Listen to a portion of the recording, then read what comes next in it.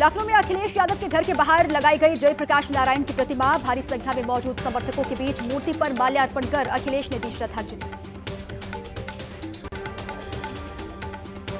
JPNIC जाने से रोकने पर बीजेपी पर बरसे अखिलेश यादव, कहा बीजेपी वाले स्वतंत्रता विरोधी, म्यूजियम को बेचना चाहती है सरकार, मौजूदा सरकार विनाशकारी। एबीपी न्यूज से खास बातचीत में नीतीश कुमार पर बोले अखिलेश यादव, कहा जयंती पर माल्यार्पण से रोकने वाली सरकार से जेपी आंदोलन से निकले नीतीश कुमार को समर्थन लेना चाहिए वापस। लखनऊ में समाजवादी पार्टी के कार्यकर्ताओं का जोरदार प्रदर्शन, जेपीएनआईसी को लेकर योगी सरकार के खिलाफ नारेबाजी, जेपीएनआईसी परिसर को टीन शेड से ढकने पर जारी है सियासी संग्राम। जेपी की जयंती पर मचे सियासी संग्राम पर रामगोपाल यादव का बयान, कहा जेपी की मूर्ति पर माल्यार्पण न करने देना सरकार की घटिया हरकत, ये केवल जयप्रकाश नारायण का नहीं बल्कि सभी स्वतंत्रता सेनानियों का अपमान है, इन्होंने पिछले साल भी रोका था।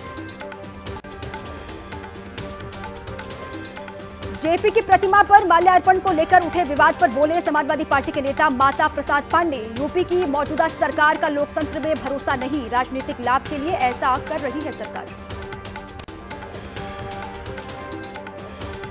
लखनऊ में समाजवादी पार्टी के प्रदर्शन के बाद इटावा में भी एसपी कार्यकर्ताओं का प्रोटेस्ट, अखिलेश को रोके जाने के विरोध में पार्टी कार्यकर्ता शास्त्री चौराहे पर धरने पर बैठे।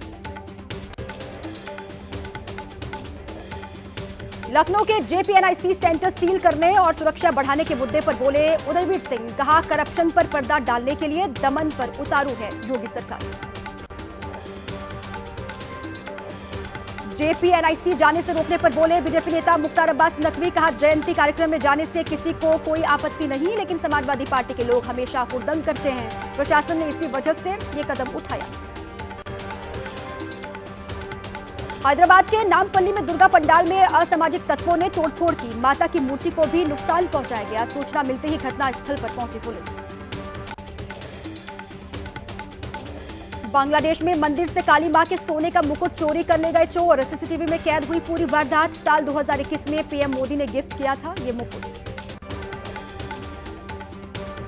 बांग्लादेश में काली मां के मुकुट चोरी का भारत ने संज्ञान लिया, भारतीय उच्चायोग ने बांग्लादेश सरकार से चोरी की जांच करने और मुकुट बरामद करने के लिए कहा।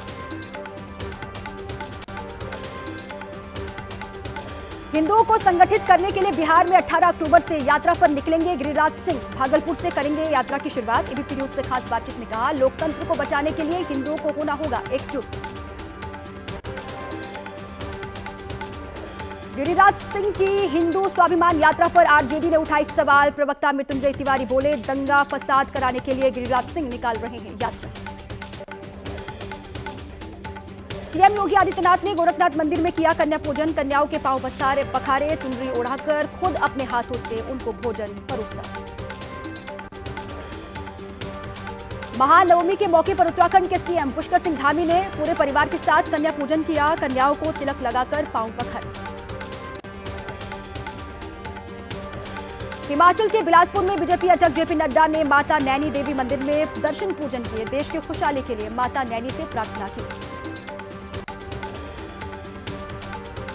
प्रधानमंत्री नरेंद्र मोदी ने पूर्वी एशिया शिखर सम्मेलन के दौरान न्यूजीलैंड के पीएम क्रिस्टोफर लक्सन और अमेरिकी विदेश मंत्री एंटनी ब्लिंकन से मुलाकात की।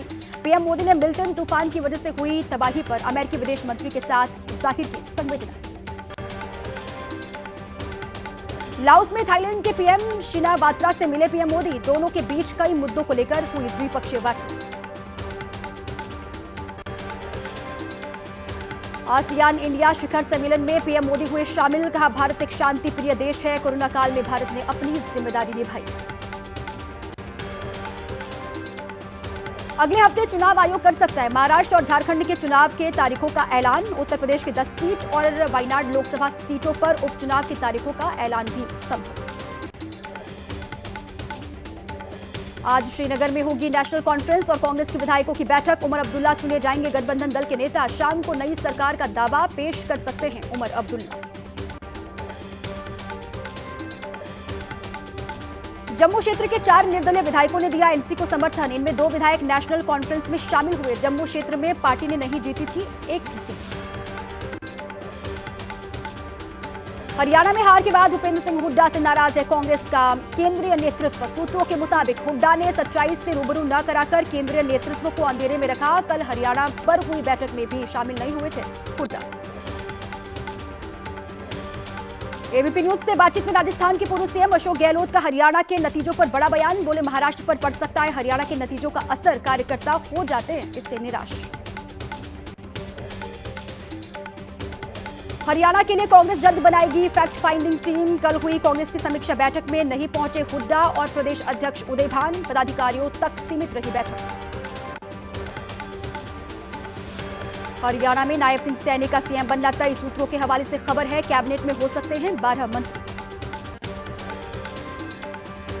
हरियाणा सरकार में सर्व समाज और सभी क्षेत्रों को प्रतिनिधित्व देने की तैयारी। अनिल विज को मिल सकती है जगह। कृष्ण बेदी, कृष्णलाल पवार, अरविंद शर्मा, कृष्ण मृगदा भी बन सकते हैं मंत्री। पीडीपी नेता इल्तिजा मुफ्ती ने शपथ ग्रहण समारोह में नहीं जाने के संकेत दिए हैं। इल्तिजा मुफ्ती ने एबीपी न्यूज से खास बातचीत में कहा, एनसी के लोग कर रहे हैं बहुत घटिया हरकतें। आरएसएस के पूर्व सरकार्यवाह सुरेश भैयाजी जोशी का जातियों को लेकर बयान। बोले, जन्म के आधार पर तय होती है जातियां, जन्म के आधार पर चीजों को विभाजित नहीं किया जा सकता। उत्तर प्रदेश में 10 विधानसभा सीट पर उपचुनाव की तैयारी जोरों पर। बीजेपी कोर कमेटी की बैठक में शामिल हुए सीएम योगी आदित्यनाथ। 9 सीट के प्रत्याशियों के नाम पर हुई है चर्चा। मीरापुर सीट आरएलडी को देगी बीजेपी। निषाद पार्टी को सीट देने पर फैसला नहीं हुआ। संजय निषाद मंझवा और कटेहरी सीट पर अड़े हुए थे।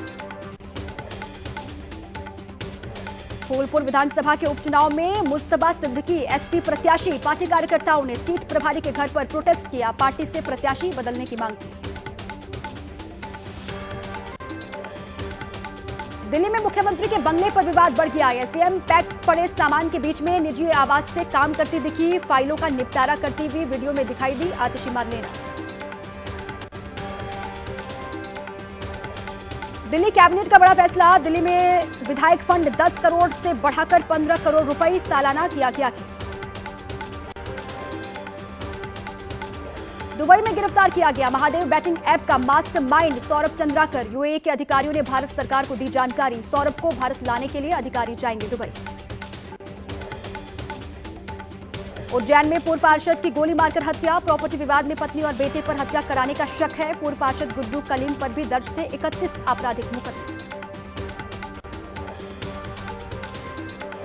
मुरादाबाद में आरएसएस के नेता को कुचलने की कोशिश। 3 किलोमीटर तक ट्रक के बोनेट पर खड़े रहे पूर्व नगर कार्यवाह जयवर्धन। ट्रक ने संघ नेता की कार में टक्कर मारी थी। पटना में शिवाला चौक के पास एक व्यक्ति की गोली मारकर हत्या। एक शख्स गोली लगने से घायल हुआ है। मामले की जांच पड़ताल में जुटी है पुलिस। तेलंगाना के नालगोंडा में नेशनल हाईवे के डिवाइडर से टकराई लॉरी। हादसे में लॉरी के डीजल टैंक में विस्फोट हुआ। भीषण आग लगी। बीच हाईवे पर धुंधु कर जली। यूपी के प्रतापगढ़ में मकान में अवैध रूप से चल रही पटाखा फैक्ट्री में विस्फोट हुआ। ब्लास्ट में गोदाम मालिक की मौत हो गई है। 2 महिलाएं गंभीर रूप से घायल हैं। घायलों को अस्पताल में शिफ्ट किया गया, इलाज जारी।